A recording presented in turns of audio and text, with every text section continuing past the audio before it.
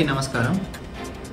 కావలి పురపాలక సంఘ పరిధిలో చదువుతున్న పిల్లలందరినీ కూడా తప్పనిసరిగా సచివాలయంలో వాళ్ళ వివరాలు సచివాలయం సెక్రటరీల వద్ద నమోదు చేయించాలి.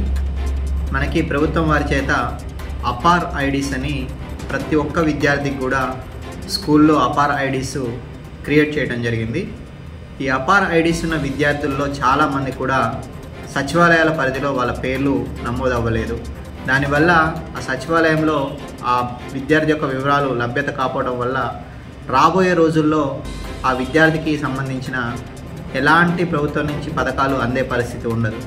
కాబట్టి పిల్లల తల్లిదండ్రులందరికీ కావలి పురపాలక సంఘం తరపు నుంచి చేసే విజ్ఞప్తి ఏంటంటే, మీరందరూ కూడా మీ పేర్లు ఎలా నమోదు చేసుకున్నారో సచివాలయాలు, అలానే మీ పిల్లల పేర్లు కూడా మీ సంబంధిత సచివాలయాల్లో నమోదు చేసుకొని వాళ్ళ డేటానంతా కూడా అప్డేట్ చేయించుకోండి.